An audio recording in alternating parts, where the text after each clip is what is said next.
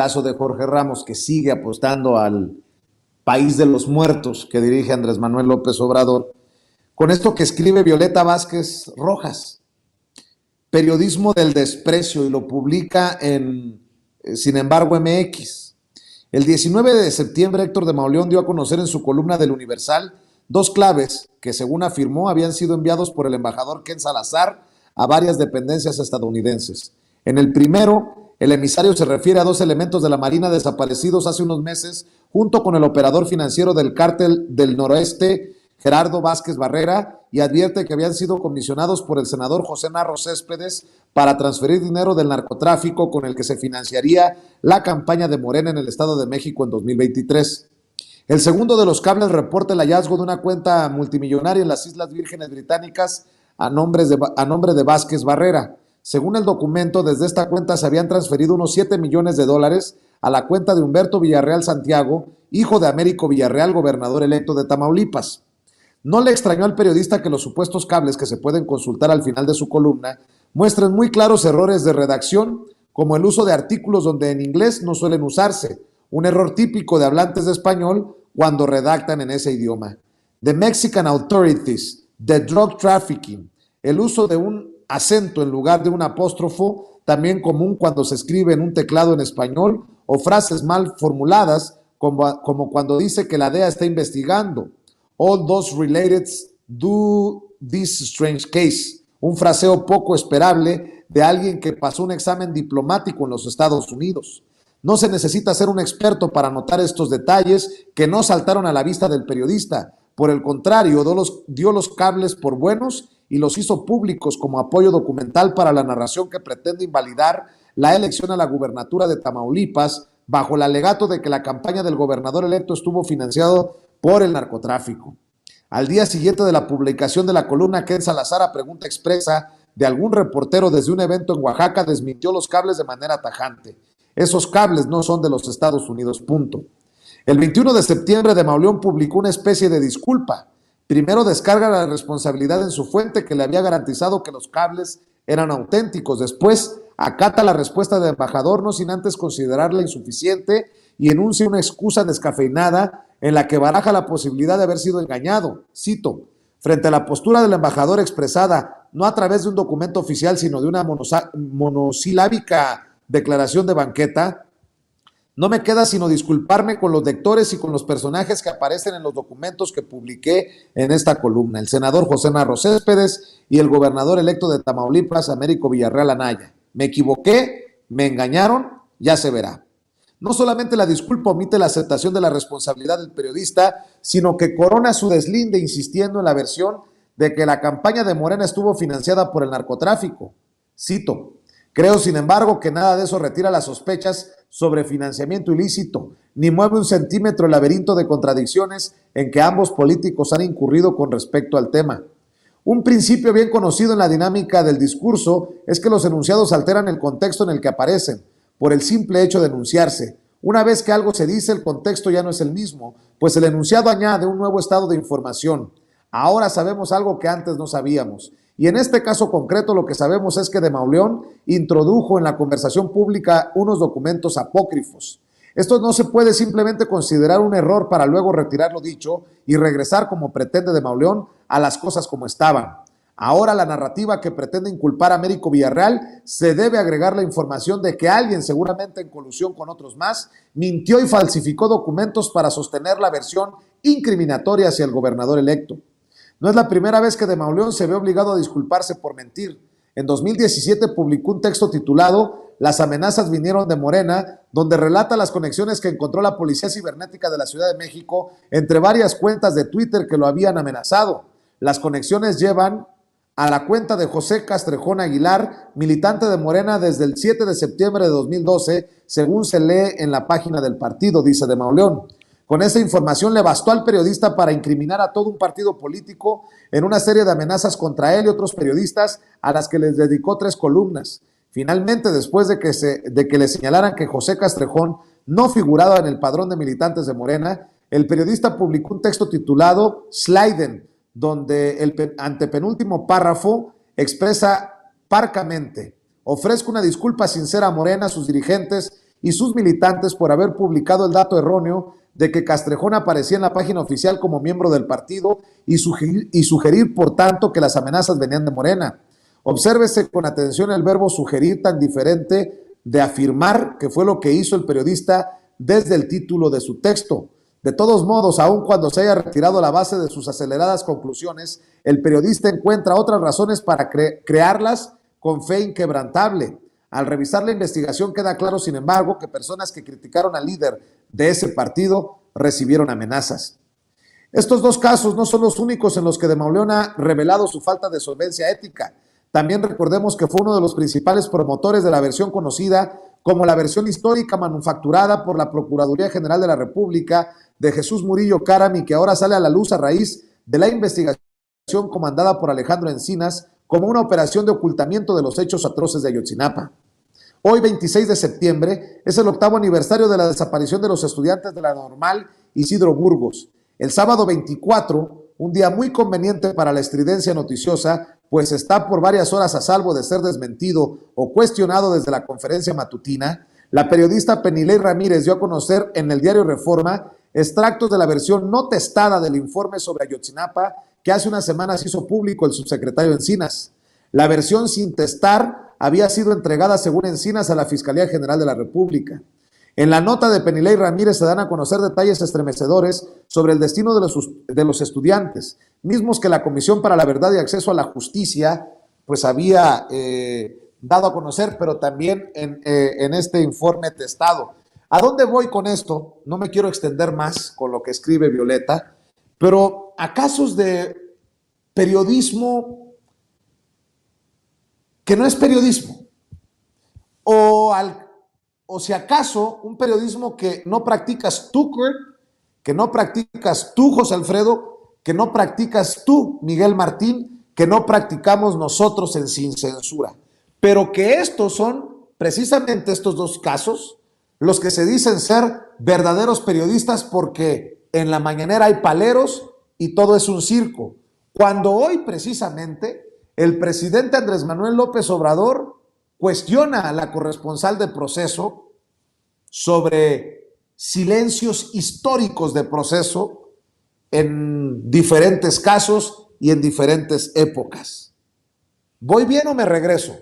Dame tu opinión, Kurt, de esto que estoy tratando de poner sobre la mesa, porque creo que es fascinante y porque creo que es importante para la gente que a veces se confunde sobre quién es honesto, sobre quién dice la verdad y sobre a quién debe creerle. ¿Cómo ves, Kurt? Sí, mira, quiero empezar diciendo que a veces los periodistas cometen errores, ¿no? En el periodismo hay que digerir mucha información y a veces redactar la nota con rapidez.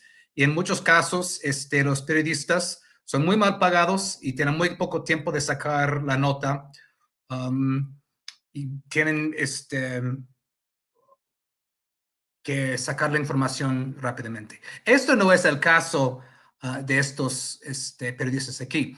Héctor de Mauleón tiene una columna muy bien pagada en el Universal, y si él no era capaz de ver que estos supuestas comunicaciones de Estados Unidos tenían graves errores, ¿no? Y eran muy sospechosos. Si él no era capaz de hacerlo, bien pudo haber tenido un ayudante, un investigador, un secretario, con lo que gana, que pudo haberlo investigado mejor, ¿no? Y no lo hizo.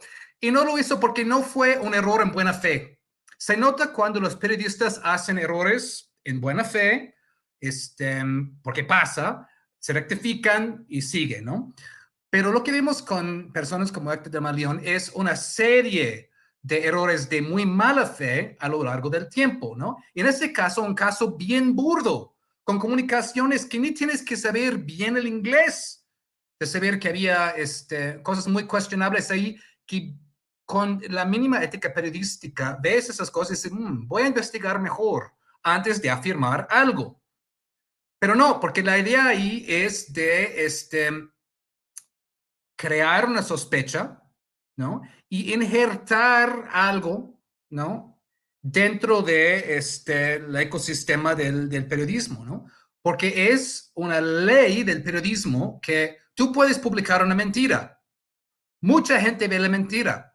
Luego, publicas días después la disculpa y una décima parte de la gente ve la disculpa, ¿no? Entonces, todo el resto de la gente, ¿no? 9 décimas partes, quedaron ya con la mentira. Esto ya quedó injertado. En este caso, la columna empezó en Universal, pasó a Eje Central, pasó ahí en redes, ¿no? Y otra vez estamos Morena, narcoestado, ¿no? Y luego, Ken Salazar, yo he criticado mucho a Salazar, ¿no? Pero pues en tiempos recientes ha dicho las cosas como son, con Lorete Mola y también en este caso. Y dijo, pues eso no viene de Estados Unidos, ¿no? Y luego vimos, la poca caballerosidad, ¿no? De Héctor Maleón, que dio como medio disculpa, como, ay, bueno, no tengo otra cosa más que disculparme porque el embajador de los Estados Unidos, expresada no a través de un documento oficial, sino de una monosilábica declaración de banqueta, ¿no? Él la cagó. ¿Y qué tan poco cortés es? Él la cagó. Y está diciendo al embajador, bueno, a través de una monosilábica declaración de banqueta, ¿no? ¿Eh? Que las comunicaciones eran falsas. ¿Es cierto? ¿Es falso? Veremos con el tiempo. Es decir, ni siquiera es una disculpa, es un veremos, ¿no? Eso es cuando vemos de qué manera es hecha esa gente, ¿no? Y realmente la idea es golpear. La idea es crear la idea de Morena no Estado, respaldado con, en este caso, pues, una mentira total, ¿no? Cuando realmente fueron, pues, si queremos hablar de narcoestado, hablemos de los gobiernos anteriores, García Luna y todo lo demás cosas que sí son bien sustentadas. En el caso de Penny Lane, ¿no? Muchos de la derecha han dicho, ay, bueno, les gustan las filtraciones cuando les favorece y no les gusta cuando no. Yo creo que es importante distinguir entre dos tipos de filtraciones, ¿no? Un tipo de filtración es una filtración que saca algo escondido a la luz para que luego haya una prosecución o se juzgue, se castigue, ¿no? Ese es el primer tipo de filtración. Algo que está escondido, que está encubierto, se saca a la luz. Hay un segundo tipo de filtración, que es una filtración que está hecho a propósito con tal de entorpecer un proceso que ya está en curso, Y ese es el caso ahorita de esto, ¿no? ¿Cuánto trabajo se ha hecho después de todas las mentiras y las torturas y la verdad histórica del gobierno de Peña Nieto para llegar al punto en que finalmente, ¿no? Se están empezando a caer los primeros presuntos culpables en el caso de Ayotzinapa, incluso el ex comandante del Batallón 27 de Iguala, ¿no? Entonces, la sospecha aquí es que esta filtración fue hecha con tal de entorpecer este proceso en curso, alegando ahora que fue una violación del debido proceso. Y esto es donde se ve otra vez que es muy poco ético reportar acerca de eso. Aunque el presidente hoy en la conferencia fue muy magnánimo, me dijo, yo estoy en general a favor de que todo se saquen, todo se publique, todo se sepa, ¿no? Todo Incluso, se conozca. claro, incluso estuvo en contra de que el documento fuera testado. Pero eso no resta la falta de ética, creo que, de ese asunto, ¿no? Y hay que tomar eso muy en cuenta. Mi querido Miguel Martín Felipe Valencia, ¿cómo ves al gran sector élite del periodismo mexicano? Bueno, primero que nada, también una porra para mi colega Violeta, que pues en efecto es capaz de ver esos puntos finos que tienen que ver con la gramática de ambos idiomas, y son unas cuestiones que a lo mejor no somos muchos lingüistas los que andamos por ahí, pero hacemos lo que tenemos que hacer cuando lo tenemos que hacer. Entonces, gran labor de Violeta. Y segundo, pues vamos a tardar todavía un rato en tumbar. El cerco mediático no es nada más en cuanto a información, sino también es la noción fosilizada de que ciertas personas dicen la verdad porque dicen la verdad, ¿no? Nos lo dice mucho Toño Ruiz, nos lo ha dicho muchas veces, que nos presentan de repente a un monigote trajeado, blanco de preferencia, hombre de preferencia también, porque pues en la psique colectiva lamentablemente pues todavía hay mucho machismo, todavía se piensa tradicionalmente en estos, digamos, ámbitos que el hombre dice más la verdad que la mujer, ¿no? O sea, así es la mente tan básica de los productores o de los empresarios de medios en México y en Latinoamérica. Nos lo ponen y nos dicen que este es el súper preparado y que este tiene una súper trayectoria, entonces, por lo tanto, nosotros debemos creer que dice la verdad, porque no hay manera de que una persona que aparece en un aparato electrónico de traje, siendo hombre, siendo blanco y con un lenguaje medianamente articulado, esté mintiendo. Por supuesto que eso no nos cabe en la cabeza. O sea, nos metieron nos inocularon, digamos, nos inyectaron bajo la teoría de la hipodérmica, que es una de las teorías de la comunicación, bajo la teoría de la hipodérmica nos inyectaron esa noción y nos cuesta mucho trabajo, le cuesta mucho trabajo a la población quitarse esas nociones de que las personas que están en esa oligarquía mediática pueden estar diciendo mentiras. Y ese es el problema. El cerco mediático no es nada más que la información no fluya, es también quitarnos esos arquetipos fosilizados en la mente de muchas personas, implantados, inoculados por parte de un establishment que lo hizo, por supuesto que lo hizo de una manera consciente, que no fue casualidad, que todo eso estamos digamos que padeciendo a lo mejor los efectos de un experimento muy bien logrado que se llama capitalismo, se llama neoliberalismo, y por supuesto, como brazo fuerte de todo este modo de producción, de toda esta ideología, pues están los medios que actualmente siguen detentando un cierto poder y siguen teniendo a sus alfiles a este tipo de personas como Héctor de Mauleón, como por otro lado en su momento Ricardo Alemán, como por otro lado están estos fósiles que se dicen grandes pensadores, por ejemplo, como Enrique Krause, por ejemplo, como el propio Aguilar Camín, y cuesta mucho trabajo quitarle a la gente la idea de que pueden estar mintiendo,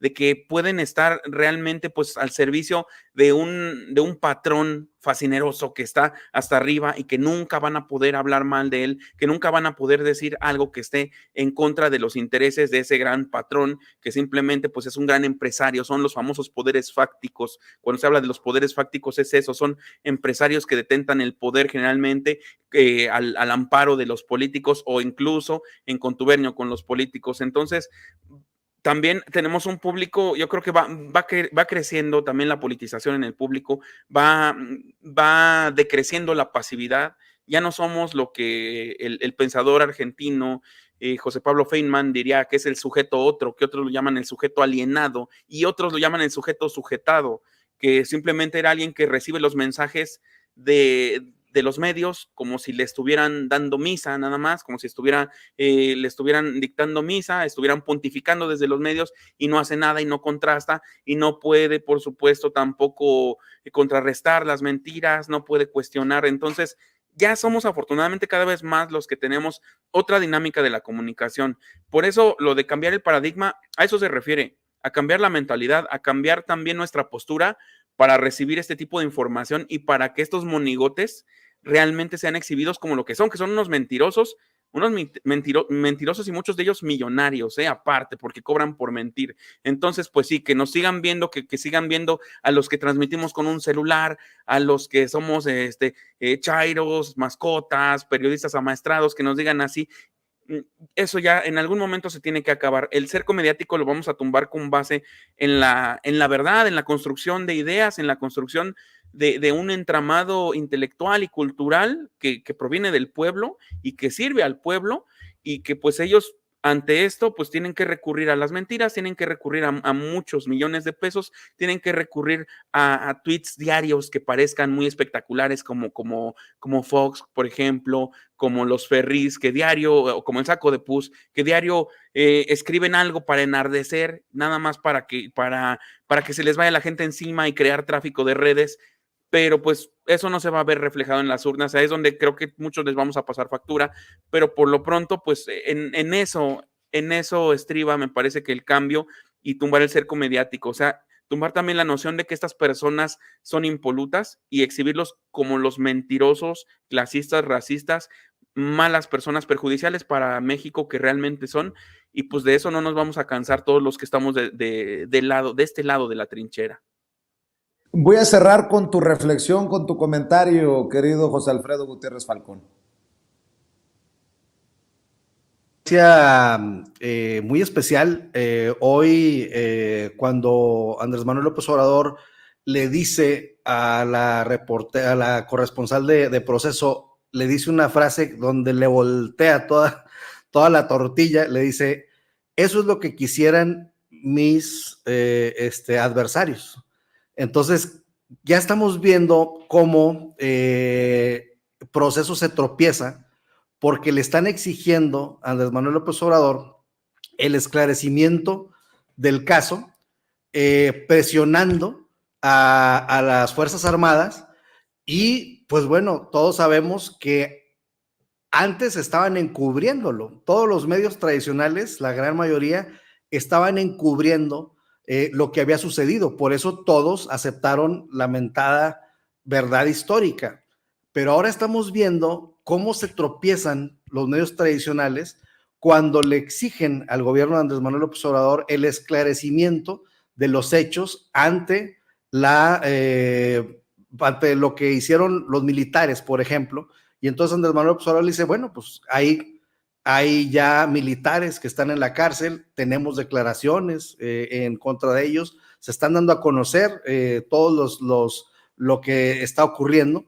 Y entonces les dice, ¿cuándo habían visto que hubiera militares en la cárcel? ¿Cuándo habían visto que se les juzgara a los militares? Entonces estamos viendo cómo se están pegando solos. Entonces dice Andrés Manuel López Obrador que a veces los extremos se juntan, y estamos viendo cómo los extremos se están juntando y ahora están en una trampa porque le están exigiendo algo a Andrés Manuel López Obrador que antes ocultaban y que por la naturaleza de la verdad histórica, pues quizás su papel tendría que ser seguir tratando de defender la verdad histórica, porque todos estuvieron de acuerdo con la verdad histórica y ahora resulta que por presionar al gobierno de la Cuarta Transformación, pues están exigiendo que se esclarezca en contra de quienes evidentemente antes les estaban haciendo favores porque aceptaran la verdad histórica y se callaran. Entonces creo que estamos viviendo un momento pues muy interesante. Por otra parte, otra de las cosas que surgieron en la mañanera fue que Andrés Manuel López Obrador dice, bueno, vamos a consultarle al pueblo si las Fuerzas Armadas deben de seguir hasta el 2028 haciendo labores de seguridad pública, y en ese sentido observamos un paso adelante más de la democracia participativa. ¿Y qué va a pasar? Que con la presión que hagamos y decirle a los legisladores de oposición que no estamos de acuerdo con su postura, que queremos que las Fuerzas Armadas sigan haciendo labores de seguridad pública, eso es totalmente revertirle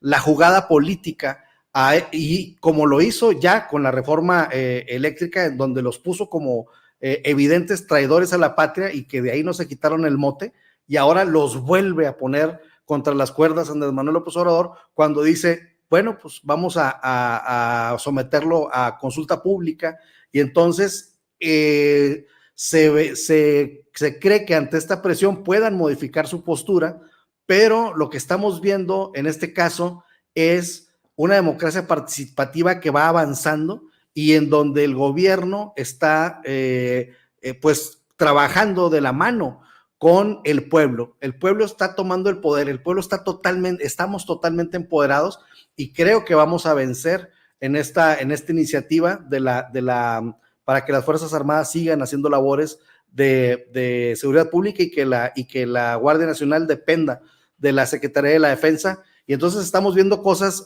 fabulosas. La mañanera de hoy fue extraordinaria en ese sentido, en el que pudimos ver cómo ya la oposición se está pegando sola, y en el otro sentido de que el pueblo va a tener la decisión de qué pasa con la Guardia Nacional y las Fuerzas Armadas. Mi querido José Alfredo